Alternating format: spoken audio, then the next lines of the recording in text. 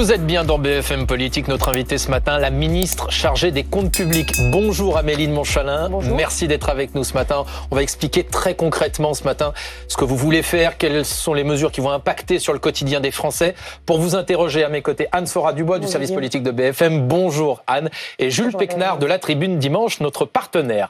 Bonjour. Alors, Madame la ministre, est-ce que vous êtes inquiète? On est le 26 janvier. La France n'a toujours pas de budget voté. Ça coûte combien au quotidien? Vous êtes inquiète? Alors, moi, je suis inquiète d'une chose, c'est que cette censure, elle coûte beaucoup. Et donc, il faut que nous soyons tous très mobilisés pour que le plus rapidement possible, nous sortions de cette situation. Le 1er janvier, parce que le budget ne s'est pas appliqué, nous avons collectivement perdu 6 milliards d'euros de recettes qui ne rentrent pas dans les caisses et d'économies qui ne sont pas faites. Et depuis, chaque jour, cette censure coûte 100 millions d'euros aux Français. Chaque jour. Et donc, mon inquiétude, c'est que je vois que les Français sont inquiets.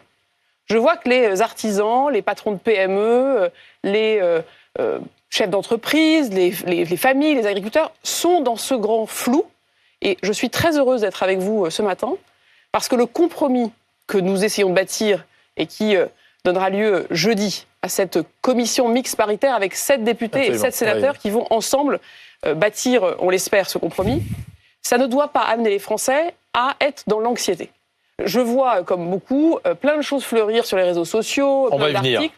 Et donc, je suis très heureuse d'être avec vous pour que nous puissions, nous, aux responsabilités, en tant que ministre, dire ce que le gouvernement ne fera pas ou ne laissera pas faire, ce que nous voulons faire, et ce qui est sur la table, et vous dire très concrètement quelle est la nature et donc des vous dites chaque jour, sans budget voté, c'est 100 millions d'euros de perdus pour la France. C'est 100 millions d'euros, c'est du gâchis. C'est un pays à l'arrêt, c'est beaucoup d'inquiétude. Et c'est de l'inquiétude qui m'inquiète effectivement, parce que si nous restons là, il peut se passer des choses dans les prochaines semaines très graves. Je vous donne un exemple. Qu'est-ce qui se passe, si on n'a pas de budget? Si on n'a pas de budget, les Français le savent, les impôts vont augmenter. Si nous avons un budget, et le gouvernement est très clair là-dessus, une de nos boussoles, c'est que les impôts n'augmentent pas pour les classes populaires, que l'impôt sur le revenu n'augmente pas, que le prélèvement forfaitaire unique sur l'épargne n'augmente pas, que les impôts que les Français connaissent n'augmentent pas. Pas d'impôts supplémentaires en 2025. C'est très clair, c'est notre boussole, et je m'y engage, et je peux vous dire que dans le compromis qui est en train de se dessiner et sur lequel nous travaillons, il y a un cap partagé par tout le monde. Nous ne voulons pas et nous n'augmenterons pas les impôts sur les classes moyennes et les classes populaires. Ça vaut pour 2026 aussi ou pas? En revanche, ça vaut pour 2026 ou pas? Mais le but dans ce pays n'est pas qu'on augmente les impôts pour réduire le déficit. Donc, en revanche, il y a beaucoup d'hypocrisie. Vous entendez, ça et là, notamment à l'extrême gauche, des gens qui vous disent « Ah, ce budget, il est horrible. Il est contre le pouvoir d'achat des Français. » C'est une immense hypocrisie, parce que ce qui abîmera le plus le pouvoir d'achat, c'est que nous restions sans budget, et que mécaniquement, au printemps, vous ayez 600 000 Français qui aujourd'hui ne payent pas l'impôt sur le revenu et qui vont se retrouver à devoir le payer. Et s'il n'y a pas de budget, les 18 millions de foyers et de ménages qui payent l'impôt sur le revenu le verront augmenter. Et cette hypocrisie-là, je veux la combattre, parce que la meilleure manière pour que les impôts n'augmentent pas, comme nous le souhaitons, que les Français de classe moyenne, classe populaire ne voient pas la facture encore plus grave que ces 12 milliards, ces 100 millions par jour dont je vous parle, c'est que nous ayons un budget. Est-ce que vous êtes optimiste sur l'adoption de ce budget? Moi, je suis une femme avec 149. On dit souvent, vous savez, il y a l'optimisme de la volonté et il y a l'optimisme de l'action. Nous sommes, avec Éric Lombard, à la demande du Premier ministre, depuis le début du mois de janvier, depuis même, vous savez, comme on dit, la trêve des confiseurs, dans une démarche assez inédite, parce que la situation politique est inédite. La démarche qu'on a lancée, c'est une démarche d'écoute, de concertation, de travail, je crois, fiable et sincère et authentique, avec tous ceux qui sont venus nous voir, pour leur dire, voilà, on sort d'une logique de ligne rouge. Parce que quand on est dans la logique de ligne rouge, on sait où ça nous amène au blocage. En revanche, on veut écouter quelles sont les priorités que vous portez, qui sont importantes pour les Français et qui peuvent nous amener au compromis. Donc vous êtes optimiste? On disait cette commission mixte paritaire jeudi qui va réunir 7 députés, 7 sénateurs. Pour l'instant, le budget qui a été voté au Sénat, c'est le budget du Sénat, qui est un peu dans la droite ligne du gouvernement, du budget qui était voulu par Michel Barnier, mais avec encore plus d'économies. Est-ce que vous êtes optimiste sur le fait qu'il sorte quelque chose de cette commission mixte paritaire, comme on dit? Je souhaite, et nous travaillons, et nous nous mettons à la disposition de ces 7 députés et ces 7 sénateurs pour que nous facilitions entre eux la construction du compromis avec des boussoles. Mais si on récapitule, nous on est rentrés avec le Premier ministre et Éric Lombard dans les discussions en disant 3 choses très simples. 1, il faut réduire le déficit. Un déficit à plus de 6% en 2024, c'est la France qui est fragilisée, c'est la France qui peut perdre sa souveraineté, c'est des services publics qui sont mis en danger parce que si on les finance pas bien, ils peuvent être à la fin disparus ou abîmés. Donc 1, on réduit le déficit. 2, deuxième boussole, on n'augmente pas les impôts pour les classes moyennes et les classes populaires, ce qui veut dire qu'il faut donc faire des économies.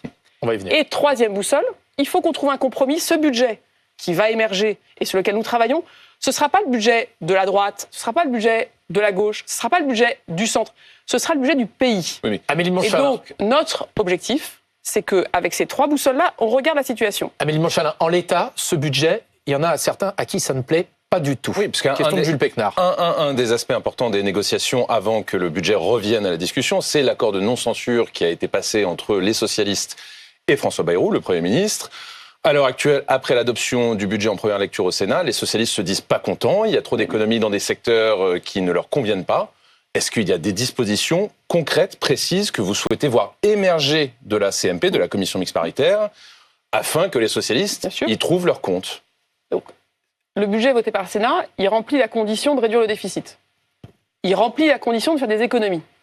Mais manifestement, il ne remplit pas la condition d'être le budget du compromis. Alors très concrètement, qu'est-ce que vous voulez voir apparaître dans ce budget? Vous savez, on n'est pas en train de faire des négociations en chambre, dans des salles obscures, dans le dos des Français ou contre les Français. Tout est transparent. Tout est très transparent. Vous savez, le Premier ministre, a écrit une lettre où il a mis de manière très ouverte ce qui nous semblait pouvoir être dans l'intérêt des Français.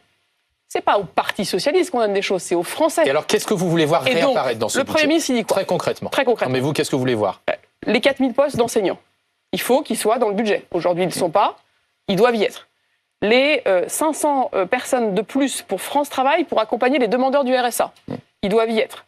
La mesure que nous souhaitons porter sur l'hôpital, qui va voir ses moyens augmenter pour que, notamment ce qu'on appelle l'ONDAM, c'est l'objectif de dépenses dans le monde hospitalier, soit augmenté de plusieurs milliards. Nous voulons... Combien exactement? Vous avez un étiage un peu plus précis? On est entre 1 et 2 milliards de plus pour l'hôpital. Et ces discussions reprennent à l'Assemblée. On veut évidemment que sur la justice fiscale, on a des choses importantes à porter sur les rachats d'actions, sur la taxe sur les transactions financières. On a aussi un objectif de revalorisation des retraites.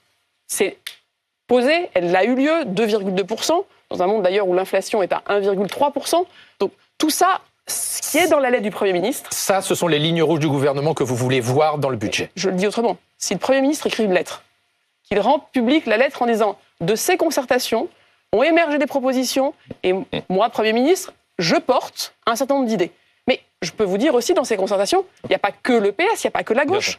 Vous avez les députés, les parlementaires du groupe Ensemble pour la République, du MoDem, qui ont dit, voilà, pour nous, ce qui est très important, c'est que sur les allègements de charges, le coût du travail n'augmente pas plus que de 1,6 milliard. Qu'on soit très engagé pour que la fiscalité sur les entreprises reste stable, pour que dans notre pays, nous ne mettions pas en danger l'emploi. La droite a porté des mesures sur le régalien. Très concrètement, vous discutez encore avec les socialistes en permanence? Vous allez les recevoir à nouveau? Comment ça se passe? Nous, on est alors à l'entière disposition de l'ensemble des parlementaires qui participent à cette commission mixte paritaire avec Éric Lombard.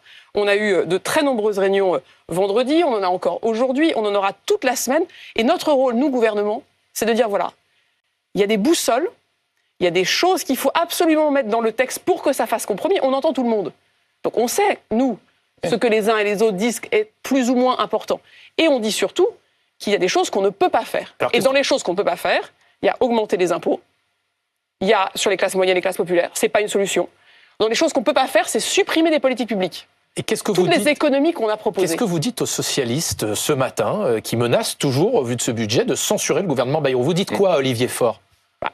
On dit plusieurs choses. On dit déjà l'acte politique exigeant qui a été porté par le Parti socialiste avant la non-censure est un acte qui nous a amené à nous aussi prendre des actions exigeantes et des engagements. On veut les tenir et on travaille pour qu'elles soient tenues. On dit aussi, et c'est un moment qu'il faut entendre, que le compromis n'empêchera pas, évidemment, le Parti socialiste d'être dans l'opposition et qu'on peut être dans l'opposition sans censurer, qu'on peut être dans l'opposition sans tout bloquer. Mais on dit aussi une chose, le coût du compromis, que certains contestent en disant « bah voilà, vous êtes en train de lâcher… » Il est infiniment préférable au coût de la censure. À nouveau, la censure, c'est quoi ? La censure, c'est pas qu'un problème pour le gouvernement. C'est avant tout un problème pour les Français, pour la croissance, pour l'économie. Justement, il y a ce chiffre, on résume à grands traits, 3 milliards d'euros. C'est en tout cas à cela qu'ont été à peu près chiffrées les concessions du PS, offertes au Parti socialiste. Est-ce que ce sont les Français qui vont payer la facture justement de ces concessions ? C'est ce que va dire la droite, par exemple. Nous, on n'a pas offert des choses au Parti socialiste. On a écouté le Parti socialiste comme on a écouté le centre, comme on a écouté la droite, comme on a écouté tous ceux qui sont venus nous voir.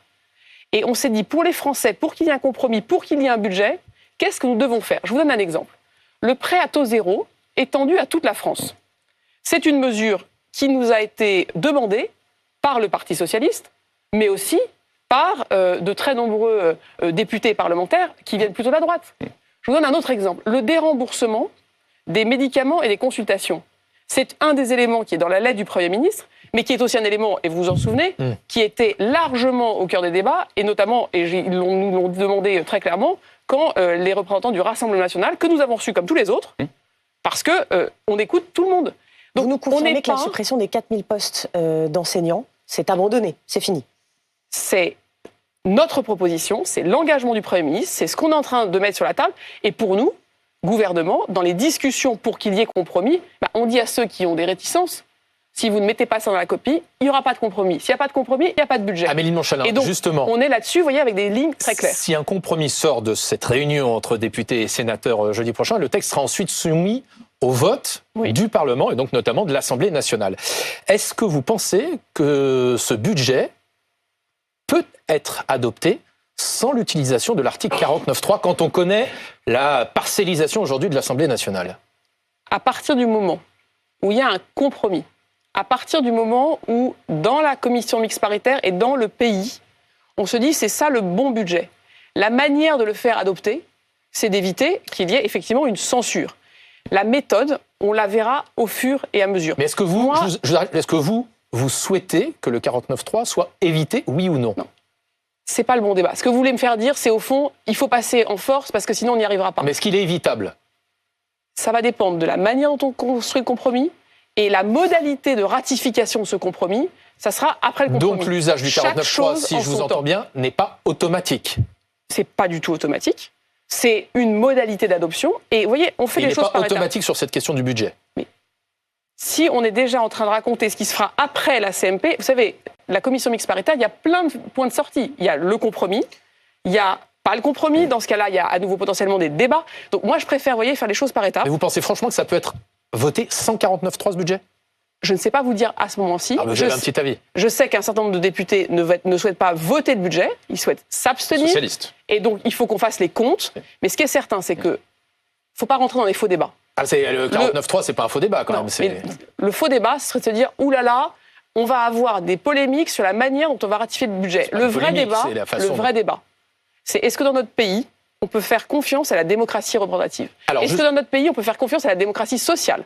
Est-ce que dans notre pays, comme le propose François Bayrou, on peut se dire que la réconciliation des Français passe par une nouvelle méthode politique qui n'est pas... Vous savez, tous mes prédécesseurs, quand ils venaient vous voir le dimanche, quand nous avions des majorités absolues, il y avait globalement, le gouvernement propose, la majorité vote. Et donc, quand les ministres vous disaient, on va faire ça, on va pas faire ça, je vous propose qu'on rentre dans le détail un petit peu des mesures très concrètes, parce qu'il y a beaucoup de Français qui nous regardent, qui effectivement, malgré vos explications, ont le sentiment que c'est quand même dans leur poche au final qu'on va venir chercher l'argent et les économies qui manquent. Alors on va prendre un certain nombre de mesures, on va faire des réponses très concrètes. Alors il y a quelque chose qui a marqué quand même l'esprit des Français, parce que c'est symbolique, mais ça pèse quand même dans l'argent public. Le Sénat a décidé cette semaine de supprimer justement les avantages réservés aux anciens présidents et aux anciens premiers ministres. C'est 2 800 000 euros l'économie qui est estimée par le Sénat. Est-ce que vous, le gouvernement, vous êtes favorable à la suppression des avantages pour les anciens présidents et les anciens premiers ministres ? Alors moi, j'ai une ligne très claire. Ce sont des hommes et des femmes qui se sont engagés pour nous. On leur doit du respect. Et je pense qu'il ne faut pas la peine de polémiquer sur des choses qui, à mon avis, peuvent mettre en accusation des hommes et des femmes qui sont engagés. J'ai un deuxième point. Beaucoup de ces dépenses sont des dépenses de protection et de sécurité. Parce que si ces hommes et ces femmes sont agressés, à la fin, c'est l'image de la France qui est agressée. Et je pense que leur sécurité n'est pas superflue. Donc vous êtes d'accord avec parce que Nicolas Sarkozy, par exemple, a exprimé sa colère en privé, comme dans la tribune dimanche. Donc vous êtes d'accord avec le courroux de l'ancien président de la République? Ce que je dis, c'est que penser que la sécurité de nos anciens premiers ministres et présidents est superflue, je pense que c'est une mauvaise démarche. Il n'y a pas que la sécurité dans ces Ensuite, les dépenses en question ont baissé de 12% depuis 2019. Et ensuite, les parlementaires ont le dernier mot. Donc, moi, en tant que gouvernement, je ne serai pas dans la pièce jeudi. Moi, en tant que gouvernement, ce que je dis aux députés, ce que je dis aux sénateurs, c'est attention, couper la ligne de la protection de nos anciens présidents et premiers ministres, c'est dangereux, non pas seulement pour eux, c'est dangereux pour notre pays. Ils doivent respect et ils doivent protection parce que s'ils sont agressés, c'est toute la France qui est agressée. On conserve la protection, mais éventuellement, le chauffeur, le bureau, on peut restreindre. Les parlementaires travaillent, je vous ai donné ma ligne, elle est très claire. Autre question très concrète, les automobilistes, il y en a beaucoup qui ont une voiture, parmi ceux qui nous regardent, qui se disent aussi c'est une nouvelle fois dans ma poche qu'on va venir chercher. Il y a un projet de faire augmenter le coût de la carte grise, très concrètement sans être très compliqué. Il y a une part du coût de cette carte grise qui correspond à une taxe qui est pilotée par les régions, si je ne dis pas de bêtises, et qui aujourd'hui est plafonnée à 60 € par cheval fiscal. Je souhaiterais un déplafonnement pour pouvoir financer des économies. Aux automobilistes qui nous regardent, est-ce que vous dites le gouvernement est favorable ou pas à l'augmentation du coût de la carte grise? Très clair, le gouvernement pense que, alors qu'on essaie de défendre le pouvoir d'achat des Français, alors qu'on incite beaucoup de Français à changer de véhicule, la solution n'est pas d'augmenter massivement la carte grise. Par ailleurs, vous l'avez dit, c'est un sujet qui est porté par les régions. Et donc la ligne du gouvernement, c'est que peut-être qu'il y a quelques euros à mettre en plus dans le plafond, mais il n'y a sûrement pas un plancher. Et ce n'est pas depuis Paris qu'on va décider le coût de la carte grise qui doit être décidé par les régions. Donc vous êtes opposé à l'augmentation du coût de la carte grise? En tout cas, pas pour tous les Français, et pas de manière automatique, et pas de décider depuis Paris. Autre décision très concrète qui a été prise par le Sénat et qui concerne les billets d'avion. Question d'Anne-Sora Dubois. Oui, très concrètement, est-ce que vous souhaitez que l'augmentation de cette taxe sur les billets d'avion soit maintenue? Il y a notamment le PDG d'Air France, Ben Smith, qui est totalement opposé. Il explique qu'avec cette mesure, on ferait le jeu des compagnies aériennes étrangères. Vous l'avez vu, n'est-ce pas? Donc, la taxe sur les billets d'avion, c'est une mesure d'abord de fiscalité écologique. C'est une forme de taxe sur le kérosène, au fond. Plus on va loin, mais vous savez comment ça se passe? C'est répercuté sur le prix du billet d'avion et donc c'est l'usager qui paye à la fin. Donc, vous disiez, on a un sujet de pouvoir d'achat des Français. Comment on fait pour qu'à la fin, ce ne soit pas eux qui payent? Première chose. 1, c'est une mesure écologique qui, je crois, a du sens. 2, oui, le gouvernement souhaite que cette taxe soit dans le budget. Ce qui reste à définir, c'est le barème. Donc, c'est de combien de cette hausse. Et elle reste modérée. On parle de moins de 10 € sur les vols intérieurs. Troisième élément, le gouvernement souhaite que pour nos compatriotes et concitoyens corses et ultramarins, nous ayons des mesures de compensation. Et ça, on le met dans le budget. Et enfin, j'ai effectivement vu Ben Smith. La mesure s'appliquera de manière exactement égale à Air France et à toutes les autres compagnies qui transportent des passagers depuis des aéroports français. Et dernier élément très important, si on dit qu'on fait de la fiscalité écologique, le but c'est quand même à la fin d'encourager les avions qui volent plus propres. C'est d'encourager ce qu'on appelle les biocarburants, les carburants de synthèse, les carburants innovants qui permettent aux avions de voler en étant moins polluants. Dans le budget, nous souhaitons, nous aussi, gouvernement, mettre des mesures d'accompagnement pour notamment ces carburants innovants qui, pour toute la filière aéronautique et pour Air France, sont, je crois, une très bonne nouvelle. Vous parliez justement de l'écologie, c'est un autre élément important de ce budget. Vous parlez de fiscalité écologique, on augmente la taxation sur les billets d'avion, mais de l'autre côté, 1,3 milliard en moins dans les crédits alloués à l'environnement, notamment dans la transition écologique du parc automobile, je crois. Ce que vous, en plus, vous avez occupé le ministère de la transition écologique, alors certes de façon éphémère, mais vous l'avez quand même occupé, donc vous connaissez ces questions-là.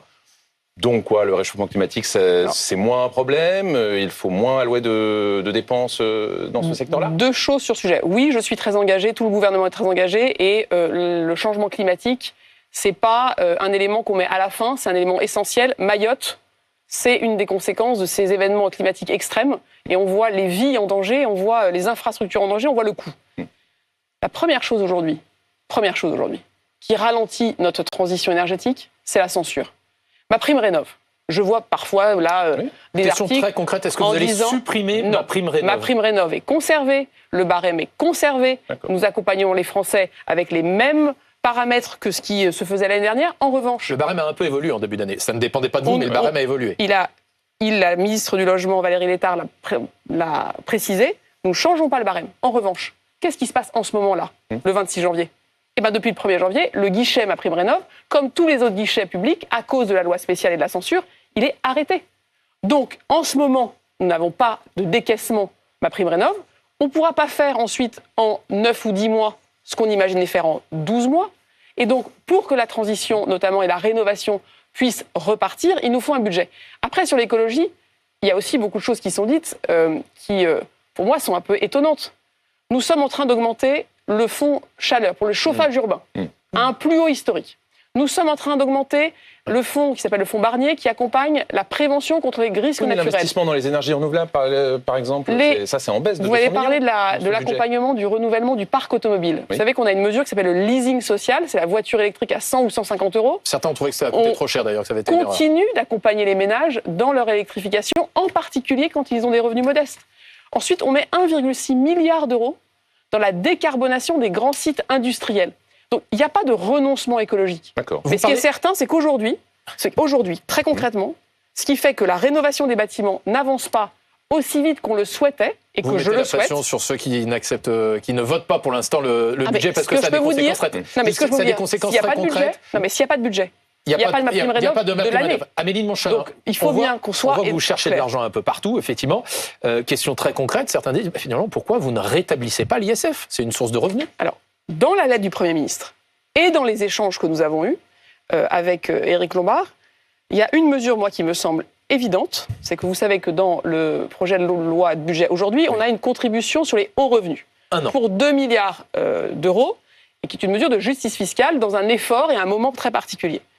Il se trouve que dans notre pays, il y a des mécanismes d'optimisation, de suroptimisation, qui sont légaux, tout à fait, mais qui font qu'un certain nombre de personnes aujourd'hui payent beaucoup moins d'impôts qu'ils ne le devraient. Concrètement, ça veut dire qu'on a des holdings, et donc nous avons la proposition d'avoir un mécanisme anti-optimisation pérenne sur la base du patrimoine, et que nous regardions si ce patrimoine, il génère les impôts et que les Français payent assez d'impôts au titre des impôts qui existent. Moi, ce que je veux, c'est que les impôts qui existent soient payés. Sera précisé, je vous poserai une question après.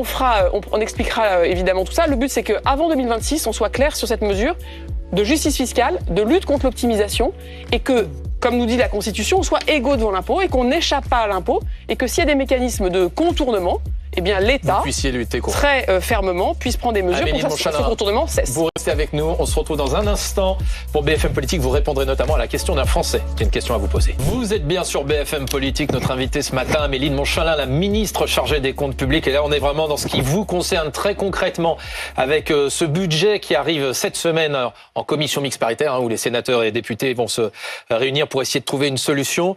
Et justement, c'est l'objectif de BFM Politique. On a choisi de donner la parole à ces Français qui ont des questions très concrètes à vous poser. Ce matin, ceux qui font la France, cette séquence est incarnée par Hervé Sauzet. C'est un ancien éditeur de presse. Il est retraité depuis 2 ans. Il cumule emploi et retraite. Et lui se considère, c'est ainsi qu'il se décrit, comme un retraité aisé, prêt à faire un effort pour les générations à venir. Écoutez sa question, il s'adresse à vous. Bonjour Madame la Ministre, je suis retraité et je constate autour de moi que nous les retraités, on est attachés à la valeur de solidarité et qu'on aime venir en aide aux générations plus jeunes. Je suis sûr que si vous demandiez un petit effort financier et seulement à ceux qui sont capables de le faire, ils le feraient même avec plaisir pour se sentir utile. Alors je vous pose la question, pourquoi vous le faites pas ? Est-ce que vous pensez qu'on est égoïste ? Ou est-ce que c'est parce que vous avez peur de nos votes parce qu'on vote plus que les plus jeunes ? Alors, chiche, Madame la Ministre, taxer davantage les plus aisés, c'est un peu écarté pour cette année, mais lui, vous le demande, pourquoi ne pas le faire ? Alors, je vais prendre un peu de recul. Je pense que ce que dit ce monsieur est essentiel. C'est que dans notre pays, beaucoup de nos systèmes marchent parce qu'on a une contribution nationale. Vous savez, la sécurité sociale, elle est née en disant c'est les travailleurs qui payent pour ceux qui sont malades, c'est les travailleurs qui payent pour les retraités, c'est les travailleurs qui payent pour les familles. Et on voit qu'aujourd'hui, ce poids d'impôt sur les seuls travailleurs, il fait qu'on a un problème de pouvoir d'achat, smicardisation, comme diraient certains, et qu'on a par ailleurs un enjeu de compétitivité des entreprises. Le Premier ministre l'a annoncé, nous voulons, dans l'année 2025, je le redis, nous n'augmentons pas les impôts en 2025, nous ne changeons pas les règles en 2025. Peut-être en 2026. Mais nous voulons en 2025 regarder avec un débat que je souhaite et que nous souhaitons apaiser, avec une démocratie sociale, avec une démocratie représentative collective, écouter, réfléchir, regarder comment nous pouvons mettre sur des sujets où nous avons des énormes déficits. Le déficit de la sécurité sociale en 2024, c'est 18 milliards d'euros. Là, on se prépare à avoir plus de 20 milliards d'euros de déficit et beaucoup dans la santé. Et donc, comment on met à contribution de manière juste, mais là, de manière répartie? Est-ce que vous êtes prêt à mettre davantage à contribution les retraités, les plus aisés, qui disent pourquoi pas comme lui? Il y a plein d'idées qui circulent. Donc pourquoi pas? Il y a, vous avez entendu des gens qui disent il y a une niche fiscale sur les retraités, peut-être qu'il faudrait qu'on regarde, est-ce qu'on la plafonne ou pas? Il y a des gens qui vous disent... pour les frais professionnels pour les retraités, ils n'ont plus de frais professionnels. Comprenez qu'il y a aussi une question générationnelle. Les actifs se disent, mais c'est pour comment ça que ça se fait que nous... Aujourd'hui, là, je ne vais pas faire avec vous le débat national sur comment on finance le grand âge, comment on finance la santé. C'est une question générationnelle. Vous avez aujourd'hui des retraités qui vous disent on est prêt à payer davantage et on a un problème de budget. Pourquoi ne pas accéder à leurs demandes? Et effectivement, alors, augmenter la CSG, supprimer cet abattement qui n'a pas lieu d'être, puisqu'en effet, ils n'ont plus de frais professionnels. Il y a plein de choses qu'on peut faire. Donc l'abattement de 10%, mais la méthode.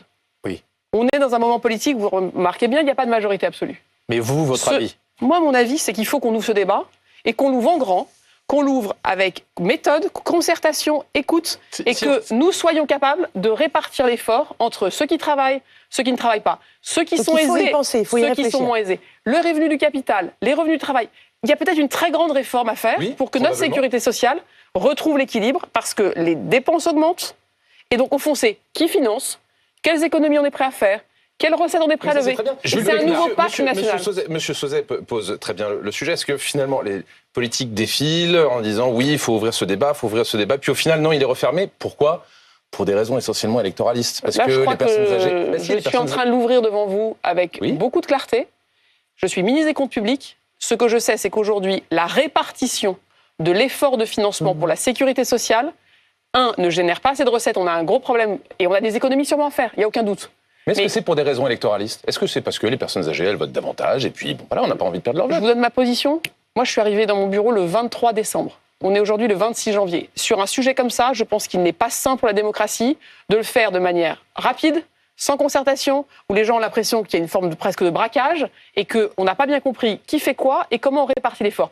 Il y en a qui vous disent, et c'est tout aussi légitime, comment peut-être on peut faire contribuer un peu plus, notamment les revenus du capital. Mais pareil, c'est pas un truc qu'on va faire en 15 jours. Et surtout, cet effort-là, il faut le mettre au regard d'économie. Vous avez aujourd'hui dans notre pays des dépenses sur les médicaments et qu'on veut réduire et en volume et en prix. Vous avez dans notre pays, vous le savez, un certain nombre de dépenses médicales sur lesquelles les uns et les autres disent peut-être qu'on peut faire plus d'efforts pour, par exemple, faire plus de génériques. Vous avez des Français qui voient bien que parfois on fait beaucoup d'examens médicaux et qu'à la fin ça a coûté très cher, ça n'a pas forcément changé la donne. Réduire, pourquoi pas? Donc ce que je veux vous dire, c'est que si on parle recettes et financement, il faut aussi parler économie. Ça ne se fait pas en un mois. Moi je suis arrivée dans mon bureau, vous voyez, même pas un mois. Si. Vous avez passé Noël Ce budget, il est sur la table, on essaie de le faire aboutir. Il y a ce qu'on fait pour le budget d'urgence, urgence face au déficit, face à la censure, mais il y a aussi les débats qu'on veut ouvrir sur les retraites. Alors, et l'autre question, on a aussi ouvert des sujets parce qu'on veut que la démocratie sociale, que le compromis soit la méthode pour résoudre des grands défis. Parmi les autres sujets ouverts, et notamment par l'une de vos collègues, Catherine Vautrin, une journée de 7 heures de travail supplémentaire qui ne serait pas payé, travail gratuit, disent certains, pour financer la dépendance. Ça, vous dites, pourquoi pas aussi? C'est pas Catherine Vautrin qui a ouvert le débat. Ce sont les sénateurs. Les sénateurs ont mis ça dans le texte. Dans un premier temps, ont mis ça dans le texte. Ce texte-là, sur la sécurité sociale, ouverte. Il revient à l'Assemblée mercredi. Je pense que vous et moi avons constaté qu'à ce stade, il ne semble pas que les députés veuillent suivre le chemin des sénateurs. Mais vous? Mais moi, je peux vous dire ce que je veux. Je ne suis pas à l'Assemblée, je ne vote pas. Non, mais le gouvernement a une position. Le gouvernement, il a la même position. Ce qui est de dire, à un moment donné, s'il n'y a pas de financement pour la sécurité sociale, s'il n'y a pas de financement pour la santé, si on n'arrive pas à faire les économies dans les proportions nécessaires en face, si on n'arrive pas à financer les EHPAD, si on n'arrive pas à financer les postes d'accompagnement... Là, ce débat, vous l'ouvrez très vite, contrairement effectivement à l'augmentation de ce qui pourrait être l'effort qui pourrait être demandé aux retraités. Pour le coup, là, c'est tranché, c'est les actifs qui vont payer pour les retraités. Le débat, vous l'ouvrez très vite. Non, mais vous dites pourquoi pas? C'est un impôt déguisé d'une certaine façon pour les actifs. C'est un débat qui est au Parlement. Il va être voté. ça sera voté, ça ne sera pas voté. Il me semble que nous n'avons pas aujourd'hui de majorité pour que ça soit voté. Mais pour l'an prochain, pourquoi pas? Mais à nouveau, sur le principe, je le mets dans le même débat. Comment, collectivement, les Français de tout âge, avec les revenus, évidemment, plus on est aisé, plus on contribue. Comment on répartit les actifs autant que les retraités? Mais les actifs, ils payent déjà beaucoup. Les retraités autant que les actifs. Les actifs, ils payent déjà beaucoup. Beaucoup déjà. Si on remet des taxes sur les actifs sans y réfléchir, ça veut dire quoi? Ça veut dire qu'à la fin, il y a moins de pouvoir d'achat. Et à la fin, il y a moins d'emplois et donc on a du chômage. Donc la clé, c'est le travail. Comme on a dans notre pays plus de gens qui travaillent, donc moins de chômage. Comme on a des gens qui travaillent aussi plus longtemps dans la vie, avec l'emploi des seniors qui est aujourd'hui catastrophique et qui du coup, c'est à la fois des seniors qui sont qui cherchent du travail dans mon pas et des ressources qui rentrent pas. Je vois ce que vous posez pour 2025 et les débats que, très concrètement, c'est vrai, vous ne refusez pas d'ouvrir pour la suite. Mais les gens qui doivent nous regarder se disent, en réalité, pas d'impôts supplémentaires pour cette année, mais dans toutes les pistes que vous aurez, ça veut dire peut-être des impôts supplémentaires pour 2026, parce que toutes ces contributions, en réalité, c'est une forme d'impôt supplémentaire. Qu'on soit clair. Moi, je ne me serais jamais engagée dans ce rôle auprès de François Bayrou si je n'avais pas entendu la détermination qui est la sienne et qui n'est pas nouvelle. Pour que nous revenions, à un déficit de 3% ou moins de 3% en 2029, il faut qu'on soit prêt à affronter les crises de demain. Et que on le fasse comment? Pas en se disant qu'on va encore augmenter les impôts. Parce qu'aujourd'hui, mais les pistes Français... que vous évoquez, c'est des fortes d'augmentation d'impôts. Pas pour cette année, mais pour 2026. Il y a augmenter les impôts, c'est pas mon but. Il y a mieux répartir l'impôt. Ça, c'est un autre débat. C'est un débat de justice fiscale, de justice sociale. C'est un débat entre qu'est-ce qui est payé par qui dans le pays, comment on répartit l'effort. Et cet effort-là, ce débat-là, il faut l'ouvrir. Et je ne suis pas devant vous en train de vous dire j'ai la solution toute prête, elle est dans ma poche, je la mets sur la table. Mais il faut qu'on puisse en débattre. 7 heures de travail non payées par an, c'est un impôt déguisé. Oui. Vous savez, quand même. C'est une forme de contribution. Il n'y a aucun doute, c'est une forme de contribution. Est-ce qu'aujourd'hui, il y a une majorité pour le voter? Il ne me semble pas que nous soyons en train de prendre ce chemin. Mais ce que je dis, je suis ministre des Comptes publics, c'est qu'à un moment donné, la sécurité sociale, il faut qu'on équilibre ses comptes. Il faut qu'on se remette sur une trajectoire. Le Premier ministre a proposé qu'il y ait une conférence sur le travail et les salaires. Il y a un enjeu de remise à l'équilibre des comptes sociaux. Et je ne vous dis pas que ça passe par plus d'impôts. Je vous dis qu'il faut qu'on regarde qui finance et surtout quelles économies on fait. Alors Amélie de Montchalin, on voit que vous voulez faire économies en face, vous voulez faire des économies, quelques millions par-ci, quelques milliards par-là. Il y en a un autre qui est de l'autre côté de l'Atlantique qui a choisi d'y aller, dit-il, à la tronçonneuse. Alors je suis pas venu avec une tronçonneuse ce matin que j'aurais pu vous mettre sur la table. C'est Javier Milei, le président argentin, qui pour la première fois depuis des années annonce qu'il y aura même un excédent budgétaire cette année. Finalement, est-ce que c'est pas à la tronçonneuse comme lui qu'il faut y aller dans les comptes publics? C'est un modèle, Javier Milei? Alors, je vais vous le dire très personnellement, peut-être parce que je suis une femme et que peut-être vous allez me dire c'est un cliché, mais moi je suis très très mal à l'aise avec cette méthode qui est volontairement mise en scène comme étant violente, qui est volontairement mise en scène comme étant arbitraire, volontairement mise en scène comme étant source de conflictualité. Vous savez, les économies qu'on a mis dans le budget 2025, on n'a pas décidé de rayer d'un trait de plume les services publics ou une politique publique. On a décidé de faire des efforts sur notre fonctionnement. Mais derrière ça, c'est l'idée de dire qu'il faut trancher de façon beaucoup plus forte dans les dépenses publiques. C'est l'idée de renverser la table. Mais j'ai aucun problème, et vous connaissez mon caractère et mon engagement depuis que je suis députée, à ce qu'on transforme, à ce qu'on réforme, à ce qu'on a cherché de l'efficacité, à ce que là, dans le budget 2025, on fasse des énormes efforts sur notre fonctionnement et que donc les achats, les recrutements... Mais je sais une chose, c'est que transformer l'État, si c'est pas concerté, si c'est pas compris, si c'est pas fait de manière apaisée, ça ne fonctionne pas. Moi, je ne serai jamais de celles qui, comme certains, vont vous dire la bonne manière, vous voyez, de faire des économies, c'est que je vienne ici avec une tronçonneuse, une hache ou je ne sais quoi. Ça ne change rien, ça crée du conflit, et si vous regardez à la fin, ça ne s'applique pas. Pour autant, il y a quand même une proposition très concrète. Mon intention, elle est claire. Oui, nous allons réduire la dépense publique. Mais pas à la tronçonneuse. Anne-Sora Dubois, il y a Éric Ciotti justement qui a repris l'exemple de la tronçonneuse qui se rapproche de Javier Milei. Voilà, la scie aboie plus tôt. Éric Ciotti propose de supprimer 400 des 1200 agences d'État. En plus, c'est un sujet qui a déjà été évoqué par votre gouvernement. Le Sénat a voté par exemple la suppression du Haut Commissariat au Plan. François Bayrou a dû adorer. Est-ce qu'il y a d'autres agences à supprimer selon vous? Concrètement, est-ce que vous pouvez nous en citer quelques-unes? On a l'impression que c'est très nébuleux. On peut supprimer quoi? L'OFB, l'ADEME, on supprime le CESE. Si vous avez au moins juste une ou deux à nous citer. Pour moi, c'est la mauvaise méthode. Ce qu'on doit faire... Donc on supprimerait? Non, pas du tout. On va changer plein de choses. Donc mais à la fin, derrière ces agences, il y a des politiques publiques. Le commissariat au plan sera bien supprimé? il est prévu que le Haut Commissariat au Plan soit fusionné avec France Stratégie. Donc, et que la mission du Haut Commissariat au Plan, de la prospective, de la pensée de long terme, se rapproche de France Stratégie. Mais sur les agences, en 2025, moins 5% de dépenses pour tout le monde en moyenne. D'accord ? Moins 5%, ça veut dire 3 milliards d'euros d'économies sur toutes ces agences qui sont autour de l'État. Mais dans les agences, vous voyez, il y a les universités, il y a les musées, il y a, par exemple, aussi France Travail, c'est une agence. Il y a plein d'agences. Derrière des politiques publiques, ce qu'on doit faire, je donne un exemple, l'accompagnement des collectivités. Alors justement, vous avez une agence qui accompagne les collectivités, vous avez une autre agence qui s'appelle le CEREMA qui accompagne aussi les collectivités, vous avez la Caisse des dépôts. Donc qu'est-ce qu'on va faire en 2025 ? On va regarder la politique publique, alors justement, qu'est-ce qu'on rapproche, les collectivités, question très concrète, comment on s'organise. Question très concrète sur les collectivités. Également par Éric Ciotti, ça fait longtemps qu'on en parle, la suppression d'un échelon territorial, soit les régions, soit les départements auxquels les Français sont plutôt attachés. Est-ce que vous partagez ce diagnostic-là, qu'il faut effectivement peut-être, ou les intercos, est-ce que...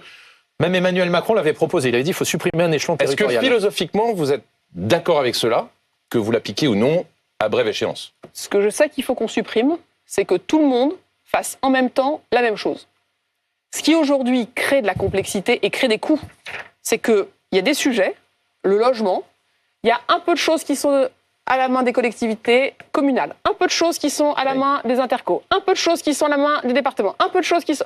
Donc, ce qu'il faut, c'est pas supprimer. On va pas arriver avec la tronçonneuse et dire voilà, les départements, les conseils départementaux, oups, ça n'existe plus. Donc on supprime rien. Non, en revanche, et c'est un travail qui a déjà été initié, notamment à l'initiative du maire de Charleville-Mézières, Boris Ravignon, il a fait un travail très intéressant, qui est de dire, en fait, le sujet, c'est pas de dire il n'y a plus de communes ou il n'y a plus d'interco. Le sujet, c'est de se dire comment on s'organise. C'est comme les agences. Pas des échelons, mais des compétences. Pour que, sujet par sujet, il n'y ait pas 50 000 personnes qui fassent en fait la même chose un donc peu tout en mélangeant. Donc on a bien compris, vous excluez de supprimer un échelon territorial. Non mais c'est plutôt une question de... Je ne vais pas vous annoncer. Vous imaginez à quoi je ressemblerais là ? Dépêche. Madame de Montchalin est venue sur BFM, elle a expliqué il n'y a plus d'interco en France. Vous pensez que c'est sérieux ? Allez-y. Ce qui est sérieux, c'est de se dire, voilà, sur le logement, comment on s'organise. Sur la transition écologique, il y a des choses qui sont faites par les intercommunalités, il y a des choses qui sont faites par les régions, il y a des choses qui sont faites par l'ADEME. À la fin, on veut faire ces choses. Mais est-ce qu'on est obligé de les faire tous ensemble en ayant partout des emplois, en ayant partout des subventions, en créant énormément de complexité ? C'est ça que je veux mener comme travail. Alors, et vous voyez, c'est un travail qui demande un peu de méthode, un peu de sérieux, et une chose qui est qu'on ne va pas sortir la tronçonneuse à la fin. Je pense que les Français ne nous attendent pas là-dessus. Question très concrète, réponse très courte. Il y a 1 200 000 lettres qui sont en retard. Il y a des gros problèmes d'acheminement à la Poste. L'État donne 1 milliard chaque année pour les missions de service public. Réponse courte, est-ce que c'est acceptable cette situation à vos yeux ? Évidemment, tous les dysfonctionnements pour le courrier doivent être réglés. Et je sais que Philippe Val, qui dirige la Poste, et ses équipes sont très mobilisés. Mais là aussi, arrêtons le populisme. Vous leur demandez des comptes ? Évidemment que quand il y a une mission de service public, on attend qu'elle fonctionne. Mais arrêtons le populisme. La Poste, elle fait quoi ? Elle a 4 missions de service public. Oui. Elle a une mission d'aménagement du territoire pour qu'il y ait une présence, y compris dans la ruralité. Question courte, réponse Elle doit courte. distribuer le courrier, elle doit distribuer la presse, et elle doit donner un compte en banque à tous les Français qui n'en trouvent pas par ailleurs. On a entendu votre réponse. C'est essentiel. Mais donc oui, ça doit mieux marcher. Mais arrêtons de penser qu'on peut supprimer la Poste et qu'on va faire des économies, parce que derrière, c'est beaucoup de Français qui seront mis en difficulté dans des missions essentielles de leur vie quotidienne. On va parler avec Jules Pécnard, c'est le choix de la tribune ce matin de l'un de vos collègues du gouvernement qui est très en lumière. Voilà, il s'appelle Bruno Retailleau, donc il est ministre d'État, ministre de l'Intérieur. Il a été reçu à dîner, ce sont les informations de mon collègue Ludovic Vigogne dans la tribune dimanche. Il a été reçu à dîner par Emmanuel Macron en compagnie de Sébastien Lecornu, ministre des Armées. Est-ce que Bruno Retailleau est devenu, en quelque sorte, l'homme fort de la Macronie ? On résume à grands traits, évidemment. Il a, lors de ses vœux, reçu beaucoup de députés, de parlementaires issus du socle commun, Renaissance, Modem, Horizon. Vous, comment vous percevez la place de Bruno Retailleau Il a répété lors de ses vœux que pour lui, l'immigration n'était pas une chance pour la France. Vous êtes à l'aise avec ce discours ? Alors, moi, je pense que Bruno Retailleau mène sur un certain nombre de sujets des combats qui sont nécessaires. Combattre l'immigration illégale, elle est illégale, donc c'est nécessaire. Mais il a réitéré récemment que pour lui, l'immigration n'était pas, en tant que telle, une chance pour la France. Vous diriez la même chose ? Mais moi, j'ai écouté, vous savez, à la fin, on est tous des hommes et des femmes différents. Le Premier ministre nous a rassemblés parce que nous incarnons ce pourquoi je me suis engagée en politique, le dépassement. Les uns et les autres ont leurs convictions, leurs expériences. À la fin, c'est le Premier ministre qui tranche. Et moi, je vous renvoie sur l'immigration à la ligne du gouvernement, qui est une ligne qui est très ferme sur l'immigration illégale, et il y a des mesures qui sont prises et qui sont nécessaires, qui est aussi une ligne, je crois, d'équilibre. Nous avons des hommes et des femmes qui sont venus dans notre pays, qui apportent des choses, qui travaillent pour notre pays, qui s'intègrent et qui doivent trouver leur place. Donc pour vous, c'est une chance, l'immigration. Mais c'est une drôle de question. Ça veut dire quoi, c'est une chance, c'est pas une chance? Ce qui est important, c'est que dans notre pays... Les mots sont importants quand même. Est-ce que vous êtes d'accord ou pas avec ces déclarations? Ceux qui sont dans notre pays, qui sont engagés, qui travaillent, qui apportent leurs compétences, leurs talents, leur sens de l'entreprise, qui vivent parmi nous, ils ont toute leur place. Donc ça peut être une chance. Et c'est évidemment une chance pour eux et pour nous. Ensuite, si vous avez des trafiquants, si vous avez des hommes et des femmes qui se retrouvent à faire des milliers de kilomètres dans des conditions effroyables, qui sont exploités, mais alors très concrètement, c'est une chance ni pour eux ni pour nous. C'est une question budgétaire aussi, question courte, réponse courte. Restreindre l'AME comme le souhaite Bruno Retailleau, oui ou non? Oui ou non? Non, si c'est pour faire du symbole. Oui, s'il faut adapter des mécanismes, comme d'abord le rapport sur l'immigration, comme oui le ou non? rapport Evin Stefanini l'a proposé. Un référendum sur l'immigration, oui ou non, pareil? Le président a le choix dans la Constitution, comme le général de Gaulle l'y autorise, de faire des référendums sur des sujets décisifs. Est-ce que vous êtes favorable? Mais quelle est la question? La question, c'est quelle est la question? Quand est-ce qu'on la pose? Qu'est-ce qu'on demande aux Français? Donc moi, durcir les conditions. Il faut soumettre cette question. Ça dépend de la question qu'on pose. C'est un choix du président de la République. Et donc, là aussi, ne tombons pas dans la caricature. Il n'y a pas l'immigration pour ou contre. Ça n'a aucun sens. Dans tous les pays, vous avez de l'immigration légale, vous avez de l'immigration qui renforce notre pays, et puis vous avez de l'immigration illégale contre tout le monde, et pour qu'on la Deux photos pour terminer cette émission, on va vous montrer plutôt. Est-ce que vous êtes plutôt, Amélie Montchalin, plutôt la Joconde ou Teddy Riner? Les sportifs, vous avez entendu, qui sont vent debout contre la baisse du budget des sports. La patronne du Louvre, de son côté, qui tire la sonnette d'alarme en disant qu'il faut des travaux d'entretien, sinon je caricature un peu, mais le Louvre tombera en ruine. Elle dit c'est 500 millions de rénovation, 400 millions de plus pour faire d'autres aménagements. Est-ce que vous nous dites ce matin, oui, il y aura 500 millions dans le budget de l'État pour rénover le Louvre? Oui ou non? Alors, je crois que c'est pas ça la solution, parce qu'il n'y a pas dans le budget 2025 une ligne qui apparaîtrait d'ici jeudi de 500 millions pour le Louvre. Je crois que le président de la République se rend au Louvre mardi. J'ai aussi entendu la ministre de la Culture faire un certain nombre de propositions assez innovantes sur la manière dont on pourrait mieux financer le Louvre. Faire payer davantage les visiteurs hors Union européenne, vous êtes d'accord? C'est une proposition qu'elle a soumise. Le président s'exprime mardi et je peux vous dire, pour faire plus tôt, moi j'ai visité une magnifique exposition au musée Marmottan-Monet il y a quelques semaines. C'était le sport dans l'art. Donc vous voyez, on peut réconcilier tout le monde. Merci beaucoup Amélie de Montchalin d'avoir été avec nous ce matin pour remettre les choses bien au clair. Merci Anne Sora Dubois, merci Jules Pecnard.